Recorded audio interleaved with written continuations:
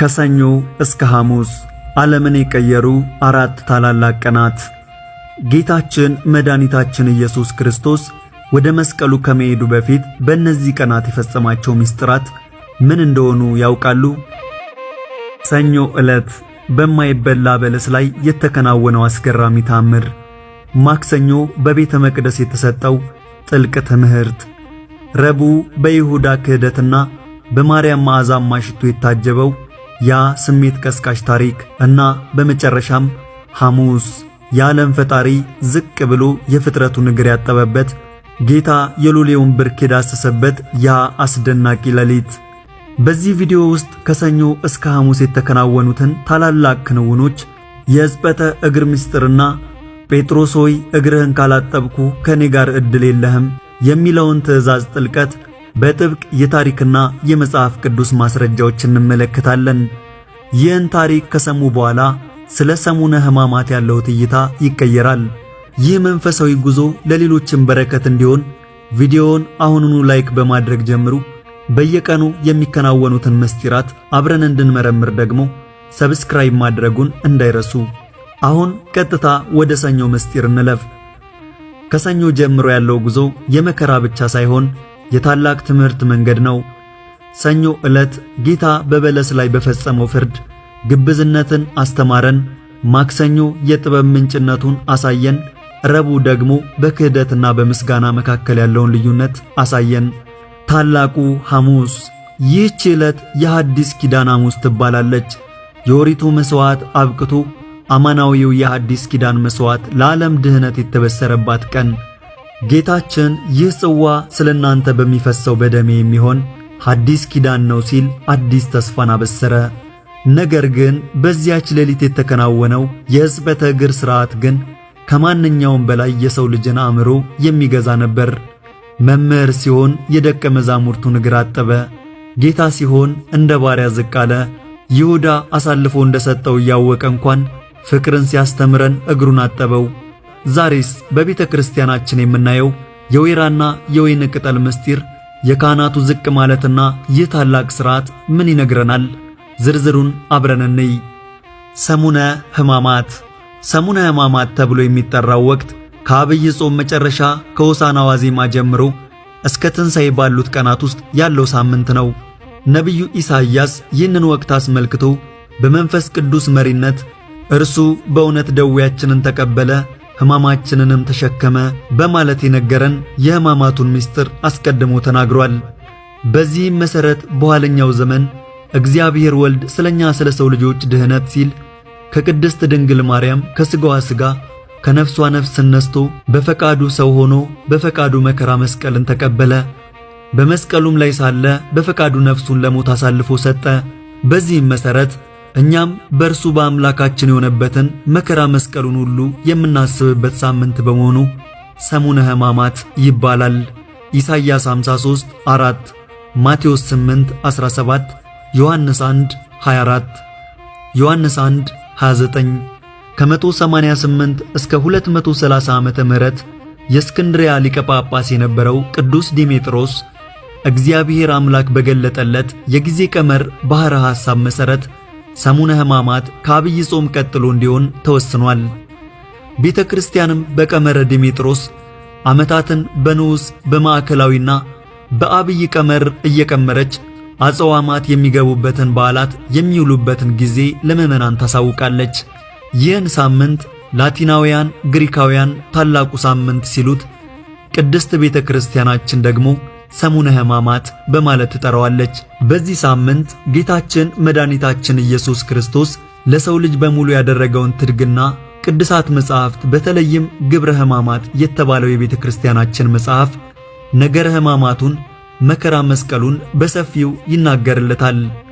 ኦርቶዶክሳዊት ተዋሕዶ ቤተ ክርስቲያናችንም መድኃኒታችን ክርስቶስ አንዳች በደል ሳይኖርበት በሰውነቱ የደረሰበትን ሕማሙንና መከራውን ሞቱንም እያሰብን ይህንን የአብይ ጾም መጨረሻ ወቅት ወይም 8ኛውን ሳምንት በካህናቱ መሪነት ሁላችን ምዕመናን በተረጋጋ ሕሊና አብዝተን በመጾም በመጸለይና በመስገድ እንድናከብር ሥርዓት ሰርታልናለች። ለዚህም ነው ዛሬ ኦርቶዶክሳውያን ምዕመናን ሁሉ ይህንን የጌታን የሕማማት ሰሙን ከተድላ ከደስታ በመራቅ ነገረ መስቀሉን እያሰቡ በሐዘንና በለቅሶ ሆነው የሚያሳልፉት። የሰሙነ ሕማማት ዕለታት ስያሜዎች። ዕለተ ሰኑይ አጽንዖተ ቤተ መቅደስ ይባላል።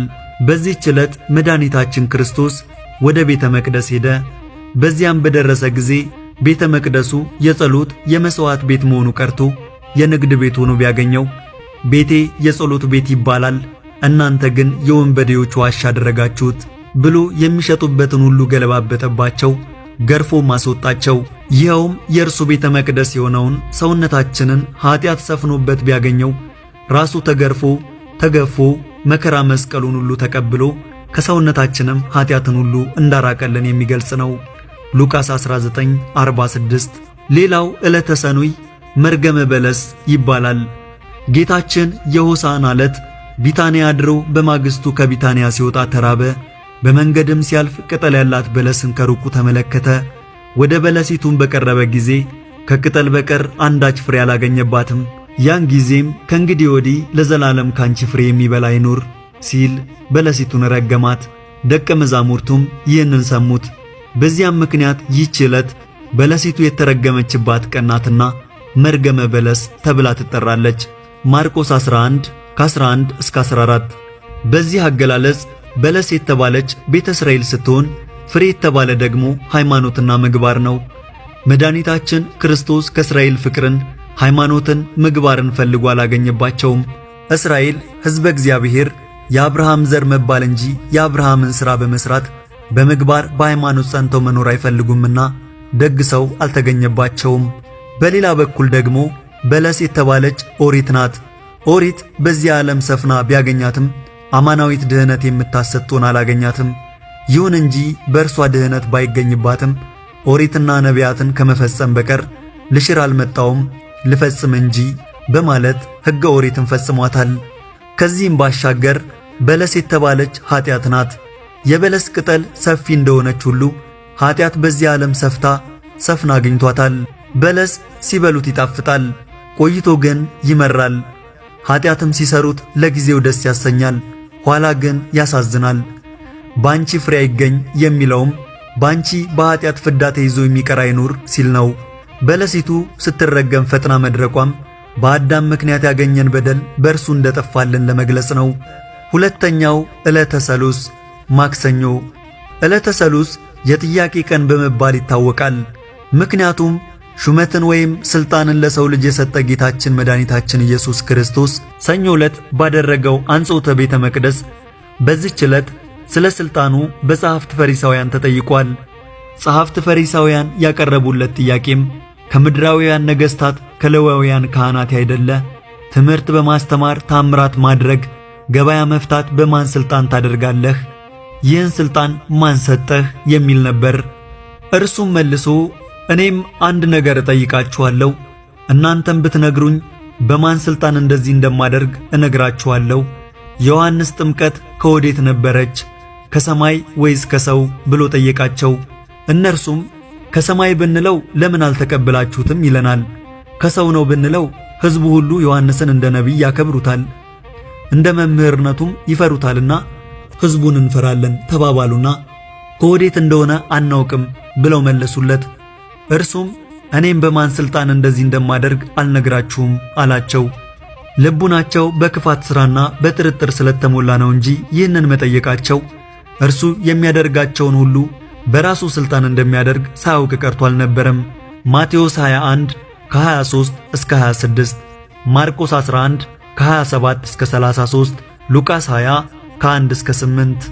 ሌላው ይህች ዕለት ዕለተ ትምህርት ወይም የትምህርት ቀን በመባል ትጠራለች።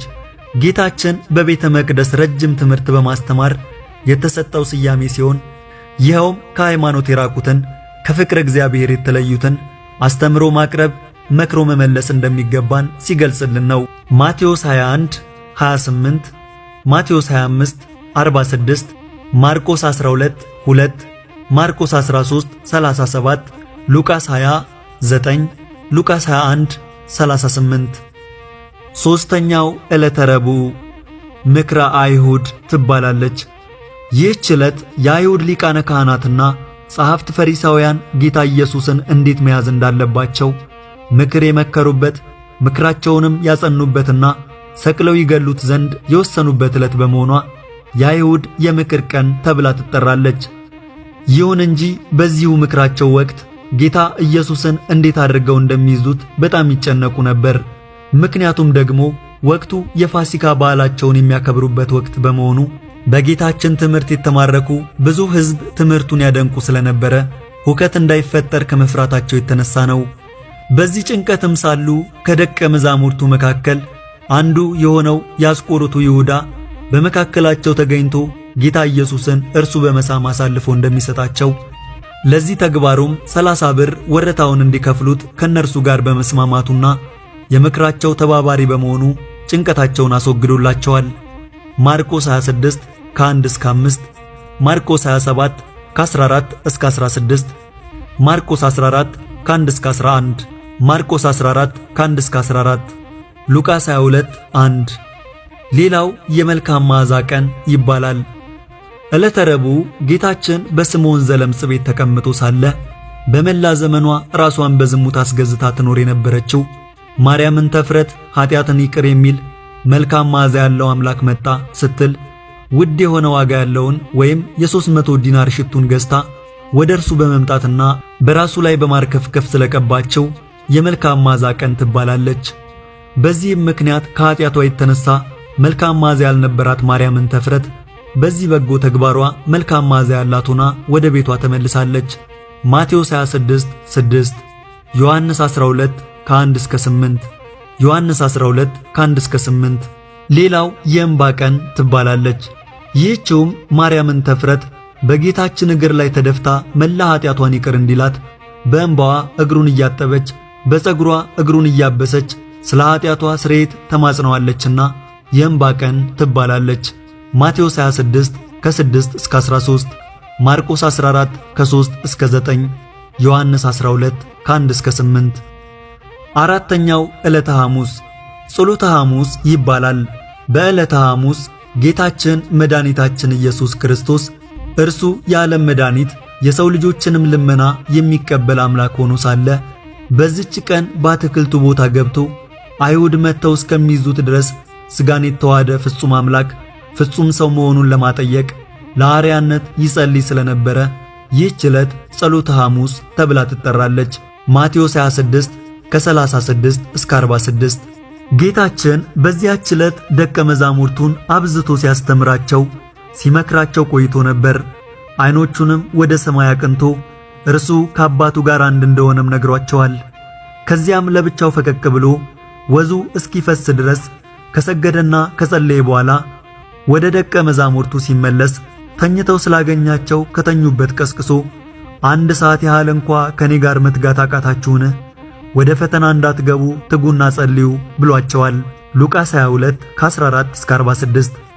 ከዚህም በኋላ እርሱ ከባሕሪ አባቱ ከእግዚአብሔር አብ ጋር ስላለው አንድነትና ክብር ለሐዋርያት ካስተማራቸው በኋላ ኢየሱስም ይህን ተናግሮ አትክልት ወዳለበት ስፍራ ወደ ቄድሮን ወንዝ ማዶ ከደቀ መዛሙርቱ ጋር ወጣ፣ በዚያም ገባ ተብሎ እንደተጻፈ ከደቀ መዛሙርቱ ጋር ለጸሎት ወደ አትክልቱ ስፍራ ሄደ። የአስቆሮቱ ይሁዳም ይህችን ስፍራ ቀድሞ ጌታ ይወዳት እንደነበር ያውቃልና የካህናት አለቆችንና ጸሐፍት ፈሪሳውያንን እንደዚሁም ሌሎች ፋና ጋሻና ጦርም የያዙትን ጭፍሮች አስከትሎ ወደ እርሱ መጣ። በዚያም ጊዜ ጌታችን ደቀ መዛሙርቱን ተነሱ እንሂድ፣ እነሆ አሳልፎ የሚሰጠኝ ቀርቧል አላቸው። ከዚያም ወደ እነርሱ ቀርቦ ማንን ትፈልጋላችሁ አላቸው። እነርሱም ናዝራዊውን ኢየሱስን እንፈልጋለን አሉት። ዮሐንስ 18 ከ1 እስከ 7። ያን ጊዜም ይሁዳ ወደ እርሱ ቀርቦ መምህር ሆይ ቸራለህን? ሰላም ላንተ ይሁን ብሎ ሳመው። መሳሙም ኢየሱስ ከደቀ መዛሙርቱ መካከል የትኛው እንደሆነ ለአይሁድ ለይቶ ለማሳየት የተጠቀመው የጥቆማ ምልክት ነበር። ምክንያቱም ደግሞ የጌታ መልክና የወንጌላዊ ዮሐንስ መልክ ይመሳሰልባቸው ነበርና ለይቶ ሲያሳያቸው ነው። ያን ጊዜም ጌታችን የሰውን ልጅ በመሳም አሳልፈ ትሰጠዋለህን ብሎታል።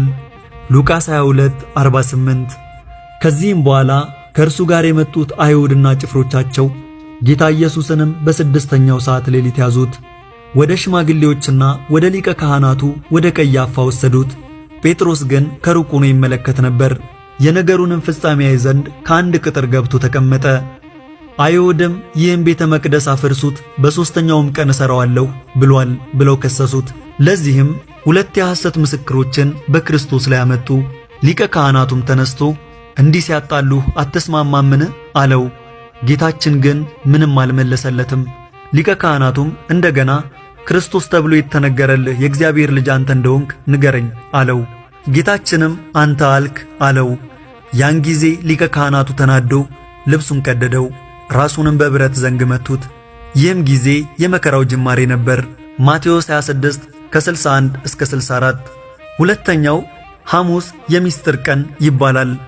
ከሰባቱ ምስጢራተ ቤተ ክርስቲያን መካከል አንዱ የሆነው ምስጢረ ቁርባን የተመሰረተው በዚህች ዕለት ነውና ይህች ዕለት የምስጢር ቀን ተብላ ትጠራለች። መድኃኒታችን ክርስቶስ በዚህች ዕለተ ሐሙስ ለዓርብ ምሽት በሁለተኛው ሰዓተ ሌሊት ህብስቱን ባርኮ ለ13 ከፈተተ በኋላ ለደቀ መዛሙርቱ ሰጥቷቸዋል። እንጀራን አንስቶ ባረከ፣ ቆርሶም ለደቀ መዛሙርቱ ሰጠና እንካችሁ ብሉ፣ ይህ ሥጋዬ ነው አለ። ጽዋውንም አንስቶ አመስግኖ ሰጣቸው፣ እንዲህም አለ፣ ሁላችሁም ከእርሱ ጠጡ፣ ስለ ብዙዎች ለኃጢአት ይቅርታ የሚፈሰው የአዲስ ኪዳን ደሜ ነው ተብሎ እንደተጻፈ 13ኛውን ደግሞ ምንም እንኳ የሚጠቅመው ባይሆንም ለእርሱ የሚቀበለው አድርጎታል። ቀምሶ አቀመሳቸው እንዲል አንድም አብነት ለመሆን እንደዚሁም ነገ በመልዕልተ መስቀል 13ቱን ሕማማተ መስቀል እቀበላለሁ ሲል ነው። ጌታ ይህን አርአያነት ባያደርግልን ኖሮ ዛሬ ካህኑ የጌታን ሥጋና ደም ሳይቀበል አቀብሎ ብቻ በሄደ ነበርና ይህን ሥርዓት ለማስተማር ነው። አንድምታ ቅዳሴ ማርያም። በዚህም መሠረት እኛ ከእርሱ ከመድኃኒታችን ክርስቶስ ጋር አንድ የምንሆንበትን ምስጢር ለደቀ መዛሙርቱ የገለጠባት ዕለት በመሆኗ ይህች ዕለት የምስጢር ቀን ተብላ ትጠራለች። በዚህች ዕለት የቅዳሴ አገልግሎት የሚፈጸም ሲሆን የቅዳሴው ሥርዓትም ዝቅ ባለ ድምፅ በለሆሳስ ነው። የቃጭሉን አገልግሎት የሚተካው ጽላንጽል ሲሆን ይህም አይሁድ ጌታችንን ሊይዙት በመጡ ጊዜ ድምፃቸውን ዝግ አድርገው በለሆሳስ እየተነጋገሩ መምጣታቸውን ለማሰብ ነው። በቅዳሴውም ጸሎተ ተአምኖ ሥርዓተ ኑዛዜ የማይደረግ ሲሆን ሥርዓተ ቁርባን ግን ይፈጸምበታል። ይኸውም የሚደረገው ጌታችን ለኛ ለሰው ለምዕመናን ወገኖቹ የሰጠውን ዘላለማዊ ቃል ኪዳን ለማሰብ ነው። በዚህችም ዕለት ኦርቶዶክሳውያን ምዕመናን ቀድመው ራሳቸውን በንስሐ በማዘጋጀት ቅዱስ ሥጋውንና ክቡር ደሙን ይቀበሉባታል። ሌላው የአዲስ ኪዳን ሐሙስ ትባላለች። ይህች ዕለት መድኃኒት ክርስቶስ ራሱን የተወደደ መሥዋዕት አድርጎ የገለጠባት፣ በእንስሳት ደም ይቀርብ የነበረው መሥዋዕተ ኦሪትም አብቅቶ አማናዊው የአዲስ ኪዳን መሥዋዕት ለድኅነተ ዓለም የተበሰረባትና የተጀመረባት ዕለት በመሆኗ የአዲስ ኪዳን ሐሙስ እየተባለች ትጠራለች። መድኃኒት ክርስቶስ ይህ ጽዋ ስለ እናንተ በሚፈሰው በደሜ የሚሆን አዲስ ኪዳን ነው፣ ከእርሱም ጠጡ በማለት እንደተናገረው ሉቃስ 22:20። ሌላው የሕጽበተ እግር ቀን ትባላለች። በዚህች ዕለት በመጀመሪያው ሰዓተ ሌሊት በመጽሐፍ ማበሻም ጨርቅ ወስዶ ታጠቀ። በኋላም በመታጠቢያ ውሃ ጨመረ። የደቀ መዛሙርቱንም እግር ሊያጥብና በታጠቀበትም ማበሻ ጨርቅ ሊያብስ ጀመረ። ወደ ስምዖን ጴጥሮስም መጣ። እርሱም ጌታ ሆይ አንተ የኔን እግር ታጥባለህን? አለው። ኢየሱስም መልሶ እኔ የማደርገውን አንተ አሁን አታውቅም፣ በኋላ ግን ታስተውላለህ አለው። ጴጥሮስም የኔን እግር ለዘላለም አታጥበኝም አለው። ኢየሱስም ካላጠብኩ ከኔ ጋር ዕድል የለህም ብሎ መለሰለት። ስምዖን ጴጥሮስም ጌታ ሆይ እጄንና ራሴን ደግሞም እንጂ እግሬን ብቻ አይደለም አለው።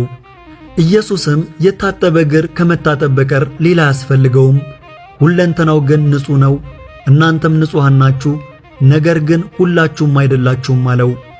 አሳልፎ የሚሰጠውን ያውቅ ነበርና ስለዚህ ሁላችሁም ንጹሐን አይደላችሁም አለ። እግራቸውንም አጥቦ ልብሱንም አንስቶ ዳግመኛ ተቀመጠ። እንዲህም አላቸው፣ ያደረግሁላችሁን አስተውላችኋልን? እናንተ መምህርና ጌታ ትሉኛላችሁ፣ እንዲሁ ነኝና መልካም ትሉኛላችሁ። እንግዲህ እኔ መምህርና ጌታ ስሆን እግራችሁን ካጠብኩ፣ እናንተ ደግሞ እርስ በርሳችሁ እግራችሁን ትተጣጠቡ ዘንድ ይገባችኋል። እኔ ለእናንተ እንዳደረግሁ እናንተ ደግሞ ታደርጉ ዘንድ ምሳሌ ሰጥቻችኋለሁና ተብሎ በወንጌላዊ ዮሐንስ እንደተጻፈ ዮሐንስ 13 ከ4 እስከ 15። እንግዲህ ከዚህ በላይ የተጠቀሰው ከወንጌላዊው ቃል እንደምንረዳው ጌታችን የደቀ መዛሙርቱን እግር ያጥብ ዘንድ በጴጥሮስ ጀምሯል። ጴጥሮስ ግን እኔ ያንተ ደቀ መዝሙር ስሆን በአንተ በመምህሬ ልታጠብ አይገባኝም አለ። ጌታችንም መልሶ እውነት እውነት እልሃለሁ እኔ እግርህን ካላጠብኩ ከኔ ጋር ዕድል ፈንታ የለህም ካለው በኋላም ጴጥሮስን ታጠበ። ከዚህም በኋላ ሌሎችን ሐዋርያት አጥቧቸዋል። አሳልፎ የሚሰጠውን ይሁዳን እንኳን ሳይቀር እግሩን አጥቧል። ጌታም ይህንን ያደረገው አሳልፎ እንደሚሰጠው ሳያውቅ ቀርቶ አልነበረም፣ ፍቅርን ሲያስተምረው ለንስሐም ጊዜን ሲሰጠው እንጂ።